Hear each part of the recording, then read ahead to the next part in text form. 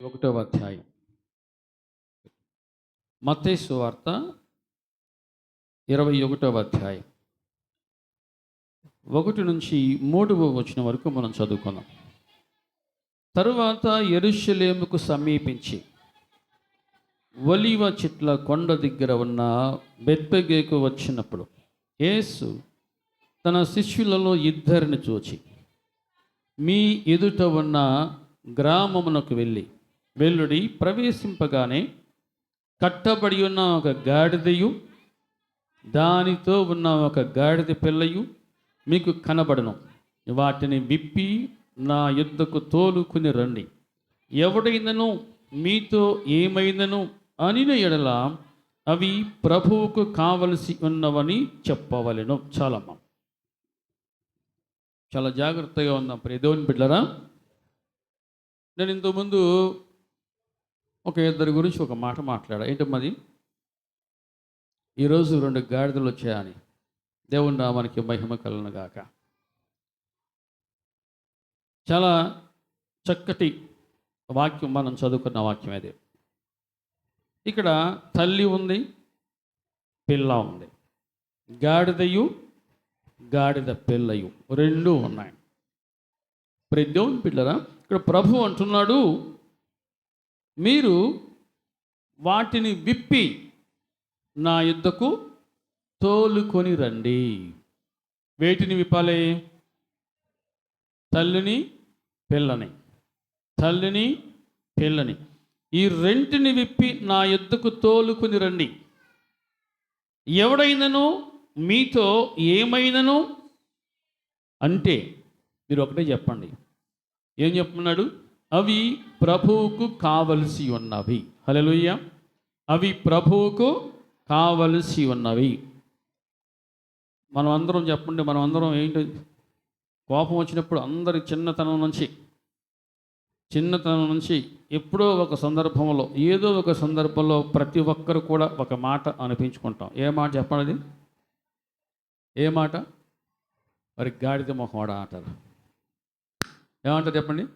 మరి గాడిద మొహవాడా అంటారు, లేకపోతే మరి అడ్డగాడిదలాగా ఉన్నావు, అడ్డగాడిదలా పెరిగా అంటారు. ఏ గాడిదది?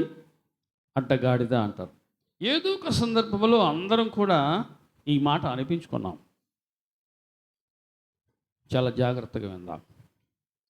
ప్రియ దేవుని బిడ్డలారా, గాడిద యొక్క స్వభావం ఏంటి, గాడిద యొక్క లక్షణం ఏంటి అని మనం ఆలోచన చేస్తే, గాడిద వినండి, గాడిద ఇప్పుడు కూడా బరువులు మోస్తూ ఉంటుంది.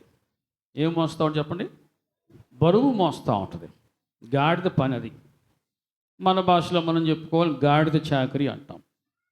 గాడిద చాకరీ అంటే అది ఎంతసేపటికి బరువులు మోస్తూ ఉంటుంది.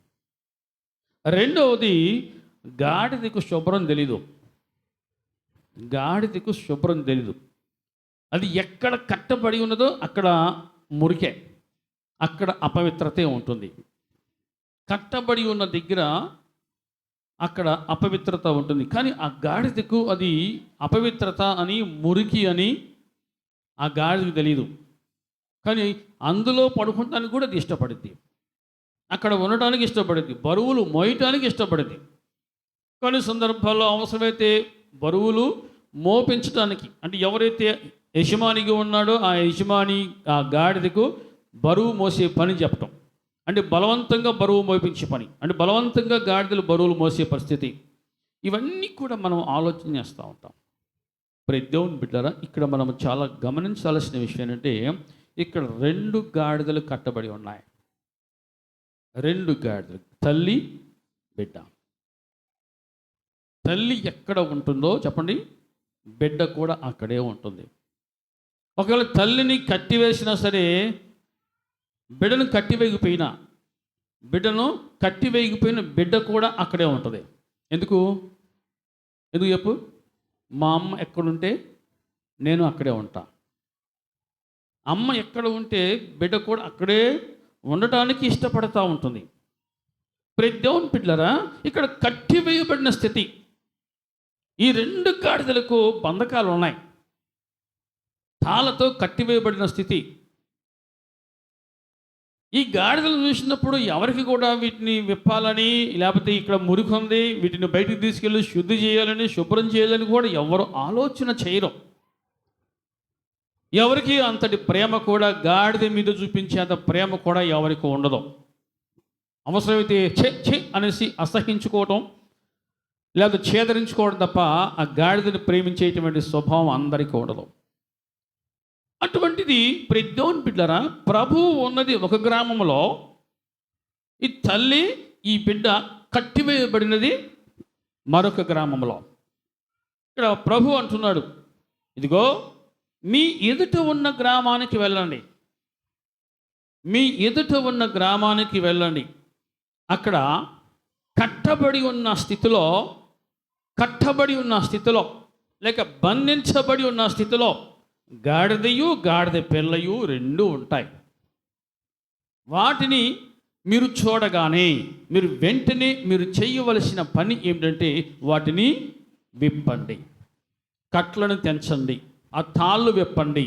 వాటిని విప్పి రెండవది నా యొద్దకు అక్కడే ఉంచొద్దు, ఇక వాటిని అక్కడే ఉంచొద్దు, నా యొద్దకు తోలుకుని రండి అని చెప్పాడు.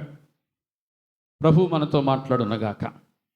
దేవుని బిడ్డలారా, చాలా జాగ్రత్తగా విందాం. చాలా సందర్భాల్లో దేవుని వాక్యాన్ని అనేక విధాలుగా వింటూ ఉంటాం, కానీ అర్థం చేసుకోవాలి, గ్రహించుదుమగాక. ఇక్కడ మీకు ఒక మాట జ్ఞాపకం చేస్తాను. యోబు గ్రంథంలో బైబిల్ ఉన్నవారు చాలా స్పీడ్గా పరిగెత్తండి.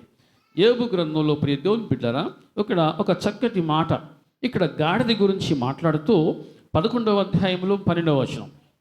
యోబు గ్రంథము అబ్బాయిలు కూడా చదవాలి, చదువుకునే పిల్లలు, ఇక్కడ పెద్ద గట్టోళ్ళు ఉన్నారు చదువుకునే పిల్లలు, వాళ్ళు కూడా బైబిల్ తీయాలి. 11వ అధ్యాయం 12వ వచనం. అయితే అడవి గాడిద పిల్ల, ఏ పిల్ల? అడవి గాడిద పిల్ల నరుడై పుట్టిన నాటికి గాని బుద్ధిహీనుడు వివేకి కాడు. బుద్ధిహీనుడు ఎప్పుడు వివేకి అవుతాడు? వినండి, బుద్ధిహీనుడు వివేకి అవ్వాలంటే అది సాధ్యమా అంటే అది అంత ఈజీ కాదు. ఇక్కడ చక్కగా ఒక జంతువుతో ఇక్కడ పోల్చడం జరుగుతూ ఉంది. ఏంటిది? అడవి గాడిద పిల్ల. గాడిద నరుడై పుట్టిన నాటికి కానీ, అంటే నరుడుగా పుట్టిన గాడిద, జంతువు మనిషి అయిద్దా? వినండి, జంతువు మనిషిగా మారిద్దా? మారదు. ఒకవేళ జంతువు మనిషిగా మారితే ఇక్కడ బుద్ధిహీనుడు వివేకి అవుతాడు. హల్లెలూయా చెప్పండి. అర్థమవుతుందన్నా అన్న వాళ్ళు చెప్పండి హల్లెలూయా. అడవి గాడిద పిల్ల నరుడై పుట్టిన నాటికి కానీ బుద్ధిహీనుడు వివేకి కాడు అని చెప్పి, నీవు నీ మనస్సును తిన్నగా నిలిపిన ఎడలా. వినండి, గాడిద మనసు ఎప్పుడు తిన్నగా ఉండదు. వినండి, గాడిద ఎప్పుడు కూడా శుభ్రాన్ని కోరుకోదు, ఒక దగ్గర పదిలంగా నిలకడగా ఉండదు. దేవుని బిడ్డరా, ఇక్కడ గాడిద మనిషిగా పుట్టాలి అంటున్నాడు. ఇది సాధ్యమా? గాడిద మనిషిగా పుట్టడం అంటే దేవుని బిడ్డరా, ఇది ఆత్మీయ కోణం. ఇది మనం అందరం కూడా తెలుసో తెలియకో గాడిద అని ఒకసారి కాకపోయినా ఒకసారైనా మన బాల్యం నుంచి ఒకసారి కాకపోయినా ఒకసారైనా అనిపించుకున్నాం, పిలిపించుకున్నాం. అంటే గాడిద గుణం ఏంటంటే బుద్ధిహీనత. గాడిద గుణము ఏంటి అంటే బుద్ధిహీనత. ఇప్పుడు ఈ బుద్ధిహీనత అనేది వివేకంగా మారాలంటే ఈ బుద్ధిహీనత దానిని విడిచిపెట్టాలి, వివేకమైన మనస్సును సంపాదించుకోవాలి. అర్థం అవుతుందన్నాను వాళ్ళు చెప్పండి హల్లెలూయా. గాడిద అంటే ఇక్కడ బుద్ధిహీనతకు సాదృశ్యం.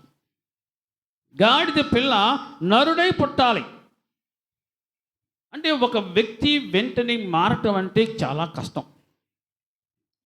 మారాలి అనుకున్నా కదా, మారటం కష్టం. తల్లి కడుపులో చిన్న నలుసు వెళ్ళగానే నలుసు వెంటనే బిడ్డగా మారదు. అది లోపల కొన్ని దశలు దాటుకుంటూ తర్వాత దానికి పరిపూర్ణత వస్తుంది. ఆ పిండానికి పరిపూర్ణత వచ్చిన తర్వాత అప్పుడు ఆ బిడ్డ ఈ లోకాన్ని చూడటం జరుగుతూ ఉంది. దేవుని బిడ్డరా, ఇక్కడ ఈ గాడిద పిల్ల గుణం ఏంటంటే బుద్ధిహీనత. అర్థమవుతుంది అన్న వాళ్ళు చెప్పండి హల్లెలూయా. దేవుని బిడ్డరా, ఎవరు కూడా అలా ఉండకూడదు, అడవి గాడిద పిల్లగా ఉండకూడదు, ఖచ్చితంగా నరుడుగా పుట్టాలి మనం అంటాం. అసలు నువ్వు మనిషివేనా, అసలు నువ్వు మనిషి జన్మెత్తావా అని తిడుతూ ఉంటారు.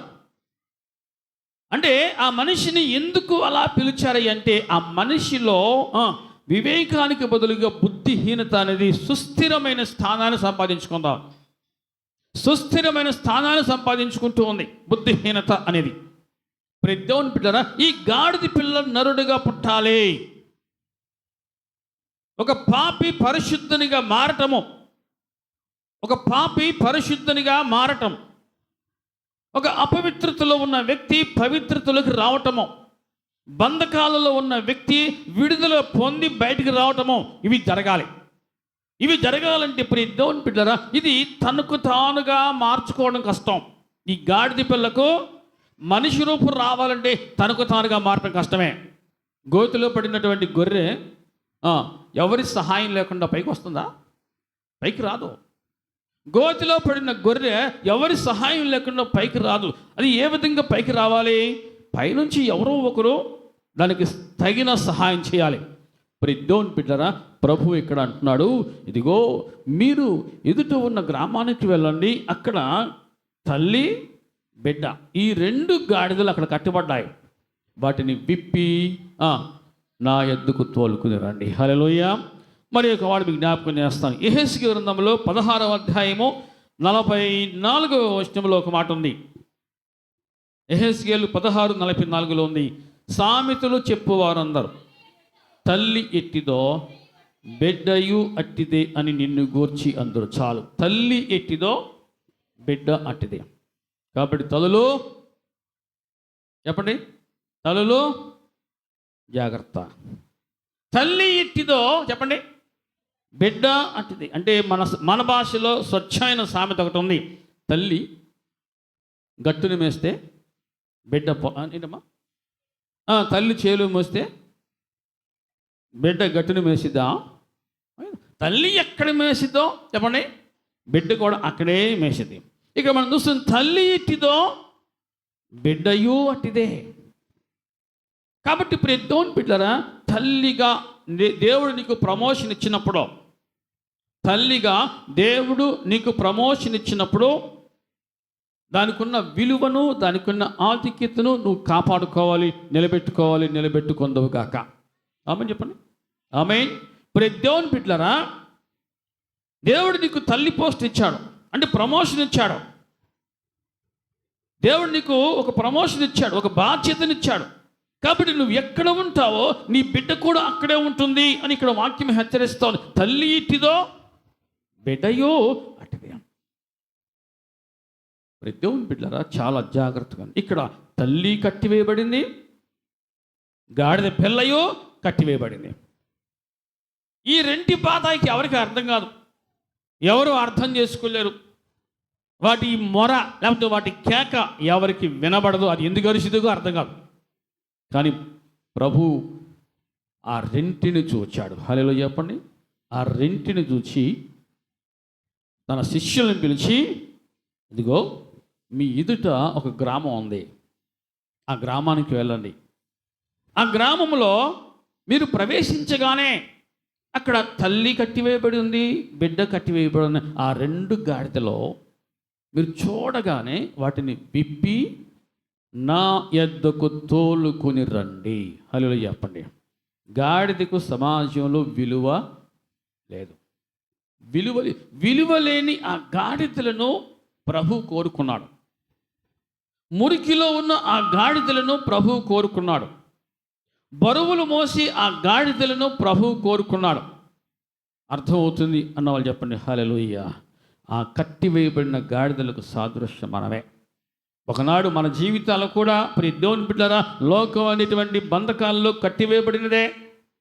ఒకనాడు మన జీవితాలు, ఒకనాడు లోకం అనేటువంటి అపవిత్రతలో ఉన్నవే, కానీ దేవుడు తన కృప చొప్పున, తన దయ చొప్పున మనల్ని ప్రేమించి మనకున్న బంధకాలను తెంచివేసి మనలను విలువైన వ్యక్తులుగా, ఎవరు చెప్పండి, విలువైన వ్యక్తులుగా మనలను తన కృపలో తన ఎదుట నిలబెట్టుకున్నాడు. దేవుని నామానికి మహిమ కలుగునుగాక. ప్రియ దేవుని బిడ్డలారా, ఇక్కడ మనం చూస్తూ ఉన్నాం, వాటిని విప్పండి, నా యొద్దకు తోలుకుని రండి. ఇక్కడ మనం గమనించాల్సిన విషయం ఏంటంటే, ప్రతి మనిషికి కూడా ఏదో ఒక రకమైన బంధకం ఉంది. చెప్పండి, ఏమో చెప్పండి. ఈ బంధకం కనబడదు. దేనికో ఒకదానికి బానిసగా ఉండటం ఈ బంధకం. దానిని విడిచిపెట్టి రావాలంటే, తెంచుకుని రావాలంటే కొంతమందికి శక్తి సరిపోదు, కొంతమందికి ఆలోచన కూడా సరిపోదు. ప్రతి దేవుని బిడ్డరా, ఈ బంధకం నుంచి బయటికి రావాలి.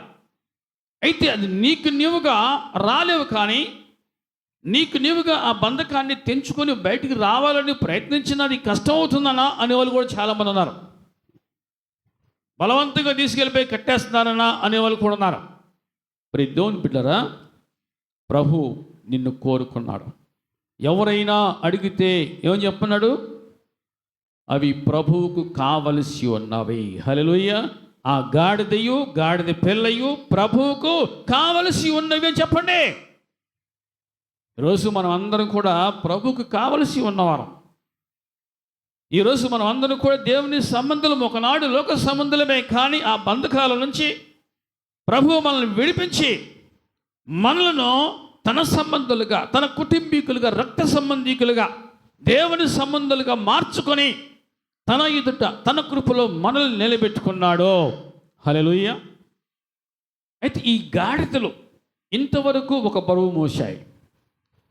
మత్తయి సువార్తలో ఒక మాట చూస్తున్నాం. 11వ అధ్యాయము 28వ వచనంలో ప్రభు అన్నాడు, ప్రయాసపడి భారము మోసుకొనుచున్న సమస్తమైన వారలారా నా యొద్దకు రండి, నేను మీకు విశ్రాంతిని కలుగచేతును. సమస్తమైన వారలారా, వాళ్ళు ఏం చేస్తున్నారు? భారం మోస్తున్నారు, ప్రయాసపడి భారం మోస్తున్నారు. ప్రతి బిడ్డలారా, ఏదో ఒక భారం నీ మీద ఉంది. ఆ భారాన్ని దించుకొని తెంచుకొని రావాలి అని ప్రభువు నిన్ను ఆహ్వానిస్తూ ఉన్నాడు. నువ్వు తెంచుకొని వస్తే, ఆ భారాన్ని దించుకొని వస్తే ప్రభువు నీకు ఇచ్చేటువంటి కృప తెలుసా? విశ్రాంతి. నేను మీకు విశ్రాంతిని చెప్పండి కలుగచేతును. అంటే ఈ మనస్సులు కొన్నిసార్లు బరువెక్కుతూ ఉంటాయి, మనసులు కొన్నిసార్లు భారభరితంగా ఉంటాయి. నీ గుండెల్లో ఉన్న బరువు దిగిపోవునుగాక. అమ్మని చెప్పండి. కొన్నిసార్లు గుండెలు ఏమవుతాయి? బరువెక్కుతాయి. కొన్నిసార్లు గుండెలు పగిలిపోతూ ఉంటాయి. కొన్నిసార్లు గుండెలు ఏం అర్థం కావు. అసలు ఏం జరుగుతుందో, ఏం చెయ్యాలో, ఎలా చేయాలో కూడా ఏమీ తోచట్లేదు అనేవాళ్ళు కూడా చాలామంది ఉన్నారు. ప్రియ దేవుని బిడ్డరా, ప్రభు నిన్ను ఆహ్వానించాడు, మనల్ని ఆహ్వానించాడు. కాబట్టి ఆయన ఆహ్వానాన్ని అందుకొని మనకున్నటువంటి భారాన్ని తెంచుకొని దించుకొని మనము ఆయన సన్నిధికి వచ్చాం. కాబట్టి మనకు కావలసిన విశ్రాంతిని, మన మనస్సుకు కావలసిన నెమ్మదిని, మనస్సుకు కావలసిన సమాధానమును ప్రభు మనకు ఉచితముగా అనుగ్రహించాడు. హల్లెలూయా. నువ్వు ఇంకా కట్టబడిన స్థితిలో ఉంటే అది నీకే నష్టము. దాన్ని తెంచుకొని బయటికి రావాలి. ప్రభు ఒకసారి నిన్ను విడిపించాడు. ఒక చక్కటి ఎగ్జాంపుల్ మీకు జ్ఞాపకం చేస్తాను. ఇంటిలో పెంపుడు కుక్క ఒకటి ఉంది. పెంపుడు కుక్క, దాని యజమాని దాన్ని గొలుసుతో కట్టివేశాడు. దాన్ని గొలుసుతో కట్టివేసిన తర్వాత, డోంట్ బిడ్డర్ వినండి, గొలుసుతో కట్టివేసిన తర్వాత ఇంటిలోకి ఎవరైనా వస్తూ ఉంటే ఈ కుక్క పరిగెత్తుకుంటూ వెళ్ళేది, హాయ్ హాయ్ అని అరుచుకుని వెళ్ళేది. ఎక్కడ దాకా వెళ్ళేది? చెప్పండి. కుక్క ఆ గొలుసు ఎంత పొడవైతే ఉందో అంతవరకు అరుచుకుంటూ ముందుకు వెళ్ళేది. ఇక అడుగు ముందుకు వేయలేదు. ఆ గొలుసు ఎంత పొడవు ఉందో అంతవరకే అరుచుకుంటూ వెళ్ళేది. రోజు అదే పని అయిపోయింది. ఇక ఆ కుక్క పని రోజు అంతే. అంతవరకు వెళ్ళటం, వెనక్కి వచ్చేయటం, అరుచుకుంటూ అక్కడి దాకా వెళ్ళటం, మళ్ళీ వెనక్కి వచ్చేయటం. సరే, ఒక రోజున యజమాని ఆ గొలుసు ఉపదేశాడు. గొలుసు విప్పదీసిన తర్వాత కూడా కుక్క అక్కడ దాకా వెళ్ళి మళ్ళీ వెనక్కి వచ్చేస్తూ ఉంది. అక్కడ దాకా వెళ్ళి మళ్ళీ వెనక్కి వచ్చేస్తుంది. మీకు ఏమర్థమైంది? నేను ఇంకా కట్టబడి ఉన్నాను. దానికి అలవాటైపోయింది. నేను అక్కడే ఉన్నాను. నా యజమానుని కట్టేశాడో, నేను అక్కడే ఉన్నాను అనేటువంటి భ్రమలో ఆ కుక్క ఉంది. కానీ ఇదిగో నేను విప్పబడితేని, ఇప్పుడు స్వేచ్ఛా జీవనైతేని, ఎంత దూరం అయినా పరిగెత్తొచ్చు అనేటువంటి గ్రహింపు ఆ కుక్కకు రాలా. దేవుని బిడ్డలారా, ప్రభువు నిన్ను ప్రేమించి నీకున్న బంధకాలు ఏవైతే ఉన్నావో వాటిని తెంచివేసిన తర్వాత కూడా నువ్వు ఇంకా అక్కడే ఉన్నావంటే నువ్వు దానికి అలవాటు పడ్డావు అని అర్థం. నువ్వు దానికి అలవాటు పడుతున్నావు. ఏ ఆలోచన అయితే నిన్ను బంధించిందో ఆ ఆలోచన అనే ఆ సంఖ్యలు తెగిపోవనుగాక. ఆమె చెప్పండి. కొన్నిసార్లు మన ఆలోచనలే మనల్ని కట్టేస్తాయి తెలుసా. కొన్నిసార్లు మన ఆలోచనలు మనం బంధించేస్తూ ఉంటాయి. అసలు అడుగు ముందుకు ఏదో ఉక్కిరి బిక్కిరి అయిపోయే పరిస్థితి. ప్రతి మనిషి కూడా కనపడని బంధకం ఏదో ఎక్కడో ఉంది. ఏదైతే ఉందో ఆ బంధకము అది తెగిపోవునుగాక. గట్టిగా చెప్పండిరా, గట్టిగా. ఆ బంధకంలో ఒకవేళ నువ్వు ఇంకా ఉన్నా అనుకుంటున్నావో, ప్రభు ఆ బంధకాన్ని ఎప్పుడో తెంచివేశాడు. నిన్ను ప్రేమతో ఆహ్వానించాడు. నా ఎద్దుకు రండి, నేను మీకు విశ్రాంతిని కలుగు చేస్తా ఉన్నాడు. దేవుని బిడ్డలారా, ప్రభువు నీకున్న సంఖ్యలను తెంచి నీకు కావలసినటువంటి స్వేచ్ఛను, స్వాతంత్ర్యమును ఉచితముగా ఇచ్చాడు. ప్రభు ఆత్మ ఎక్కడ ఉండనో అక్కడ ఏముంది? స్వాతంత్ర్యము ఉండును. హల్లెలూయా. ఈరోజు నువ్వు స్వతంత్ర జీవి. నీకున్న బంధకం, ఆ చైన్లు ఏవైతే ఉన్నావో ఆ గొలుసులను ప్రభు తెంచివేశాడో. అపవాది బంధకాల్లో ఉన్నావా? ఇంకా ఏ బంధకాలు ఉన్నావో ప్రతి బంధకము నుంచి నువ్వు విడుదల పొందుకొందువుగాక. అడి చెప్పండి. దేవుని బిడ్డలారా, అయితే ఇంతవరకు ఈ బరువు మోసిన ఈ గాడిదగా ఒక అదృష్టాన్ని పొందుకుంది. అనుకోల అంతటి అదృష్టం ఈ గాడిదకు వచ్చింది అనుకోలా. ఏంటి అదృష్టము చూద్దాం. మత్తయి సువార్త 21వ అధ్యాయంలో మనం చూస్తున్నాం. దేవుని బిడ్డలారా,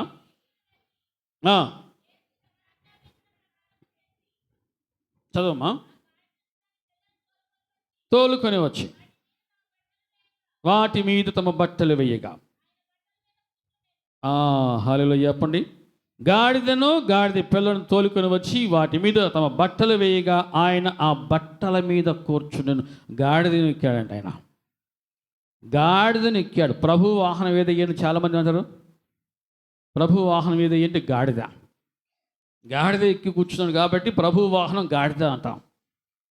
కానీ ఈరోజు ఆ గాడిదకు సాదృశ్యం ఎవరు తెలుసా? మనమే. అడవి గాడిద పిల్ల చెప్పండి. నరుడై, అడవి గాడిద పిల్ల నరుడై పుట్టిన నాటికి కానీ బుద్ధిహీనత లేక బుద్ధిహీనుడు వివేకి కాలేడు.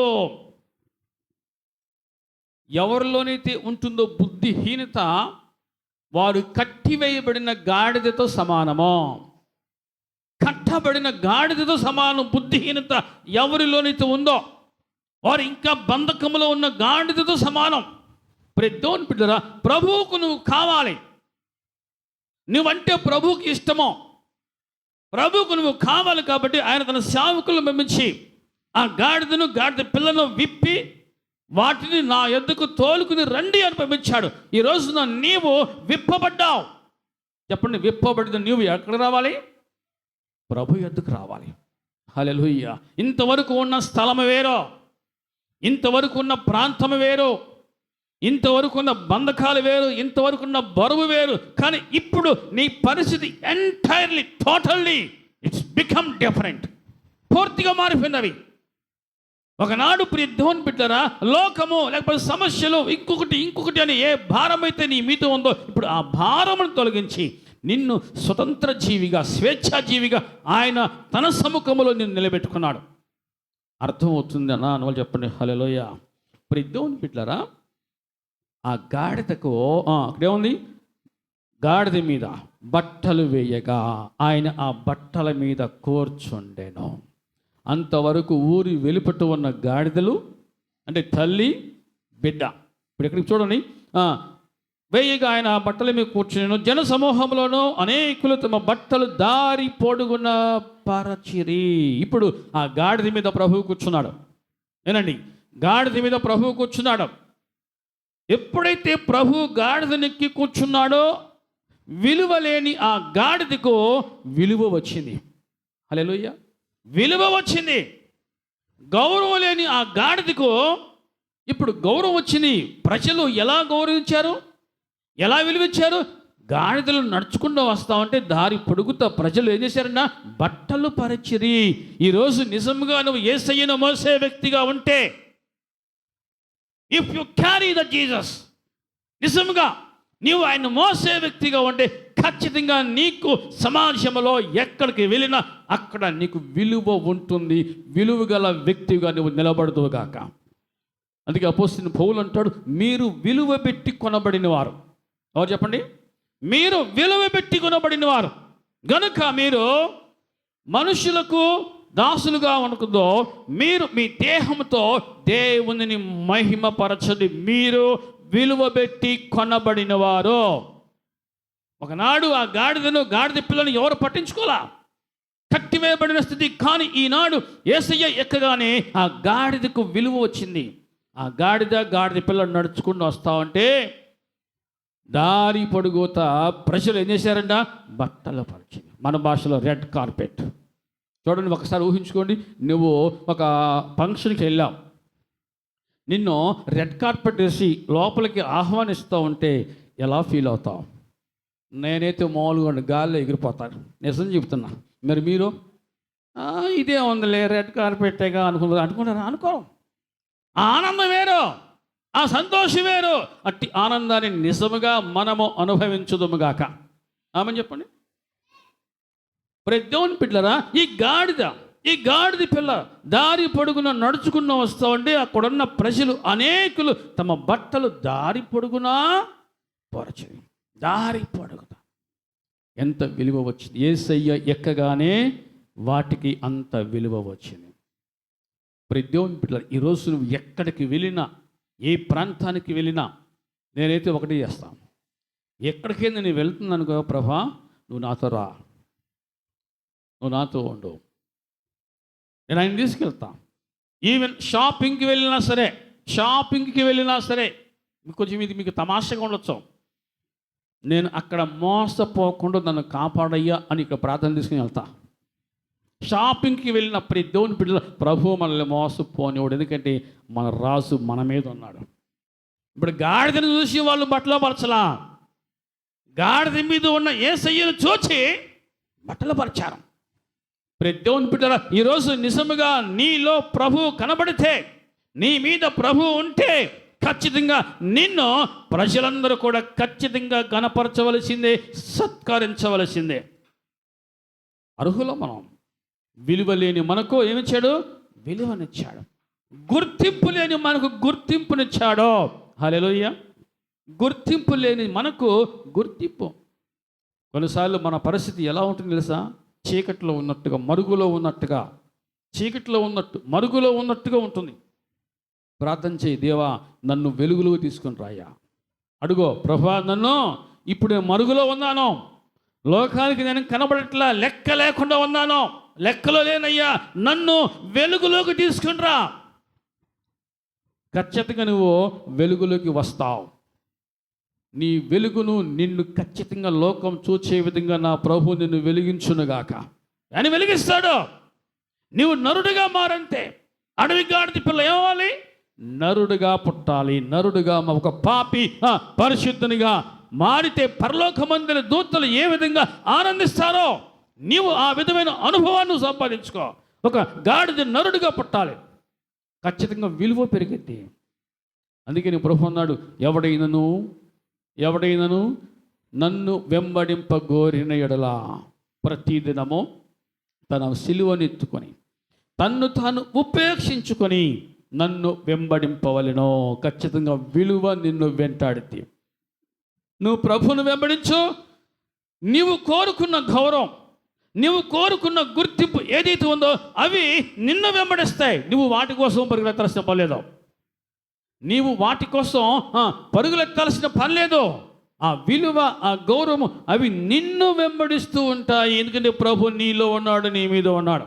గాడిద నెక్కగానే ఆ గాడిదకు గౌరవం పెరిగింది. గాడిద నెక్కగానే ఆ గాడిదకు గుర్తింపు వచ్చే రీతిగా నిజంగా నీవు ప్రభువును మోసే గాడిదగా ఉంటే, ప్రభువును మోసే గాడిదగా ఉంటే ఖచ్చితంగా నా ప్రభు నిన్ను విలువనిచ్చి, ఘనతనిచ్చి, గుర్తింపునిచ్చి గణపరుస్తాడు. గణపరచబడదుగాక. మరుగులో ఉన్నాను బాధపడుద్దాం, చీకటిలో ఉన్నాను బాధపడు. దేవా నన్ను ఎవరు గుర్తుపెట్టుకోవట్లేదయ్యా, నన్ను ఎవరు లెక్క చేయట్లేదయ్యా అనుకోవద్దు. ఖచ్చితంగా ఒక సమయం వస్తుంది, నిన్ను వెలుగులోనికి తీసుకొస్తాడు. అందరూ నిన్ను చూచి ఖచ్చితంగా గౌరవించాల్సిందే. అంతటి కృపను దేవుడు మనకు అనుగ్రహించునుగాక. మనం ఏం చేయాలి? ఆయనను మోసేవారముగా ఉండాలి. ఆయనను మోసేవారముగా ఉండాలి. ప్రియ దేవుని బిడ్డలారా, ఆ గాడిదకు సాదృశ్యం మనమే ఆ గాడిదలం. ఒప్పుకుందాం. మనలో ఉన్న బుద్ధిహీనత పోతే ఖచ్చితంగా నరుడిగా పుట్టినట్టే, మనిషి జన్మ ఎత్తినట్టే. బుద్ధిహీనత ఉన్నవారు ఎవరైనా సరే అంటాం పశువా అంటారు, పశువా అని పిలుస్తారు. దేవుని బిడ్డల ఖచ్చితంగా మనము మనిషిగా రూపాంతరపు అనుభవంలోకి రావాలంటే ఖచ్చితంగా దేవుని బిడ్డలరా బుద్ధిహీనత ఏదైతే ఉందో దాన్ని విడిచిపెడదాం. వివేకమును, జ్ఞానమును సంపాదించుకుందాం. అర్థమవుతుంది అన్నవాళ్ళు చెప్పండి హల్లెలూయా. చూద్దాం 21వ అధ్యాయం 8వ వచనంలో, జన సమూహంలోనూ అనేకులు తమ బట్టలు దారి పొడుగున పరిచిరి, కొందరు చెట్ల కొమ్మలు నరికి దారి పొడుగున పరిచిరి. జన సమూహములలో ఆయనకు ముందు వెలుచునిన వారు, వెనుక వచ్చుచునిన వారు, దావీదు కుమారుడికి జయమో. ముందు వెలుచున్నవారు అంటే మధ్యలో ఎవరున్నారు? గాడిద పిల్ల. ఆ గాడిద మీద ఏముంది? యేసయ్య ఉన్నాడు. హల్లెలూయా. ఒకనాడు గాడిద ఎక్కడో కట్టివేయబడింది, కానీ ఇప్పుడు ప్రజల మధ్యలో ప్రజలు ముందు వెనుక నడుస్తూ ఉంటే మధ్యలో దారి పొడుగున్న బట్టలు పరచగా ఆ బట్టల మీద ఆ గాడిద పిల్ల నడుస్తూ ఉండగా అక్కడున్న ప్రజలు ఏం చేశారు? చెట్ల కొమ్మలు నరికి దారి పొడుగున పరచరు. ఎంతటి విలువ, ఎంతటి ఆధిక్యత! దేవుని బిడ్డలారా, ప్రభు ఎవరిని కూడా బలవంతంగా మార్చేవాడు కాదు. నక్సలైట్లు మారుతున్నారు, దొంగలు మారుతున్నారు, తిరుగుబోతులు మారుతున్నారు, త్రాగుబోతులు మారుతున్నారు, వ్యభిచారులు మారుతున్నారు, జోదరులు మారుతున్నారు. ఎంతోమంది మారి జీవితాలు బాగు చేసుకుంటూ ఇప్పుడు మేము కూడా ప్రభును మోస్తూ ఉన్నామన్నా, మేము కూడా ప్రభు కొరకు సాక్షిగా జీవిస్తున్నాం, మాకు ఎంతో సంతోషంగా ఉంది, మాకు ఎంతో ఆనందంగా ఉంది అని అద్భుతమైన సాక్ష్యాలు చెబుతూ ఉన్నారు. మనము కూడా మన జీవితంలో అద్భుతమైన సాక్ష్యం కలిగి ఉందమగాక. దేవుని బిడ్డలారా, తల్లి ఎట్టిదో చెప్పండి, తల్లి ఎట్టిదో. ఇప్పుడు తల్లి ఎక్కడుంది? ఒకనాడు తల్లి ఎక్కడుంది? ఎక్కడో కట్టివేయబడిన స్థితి.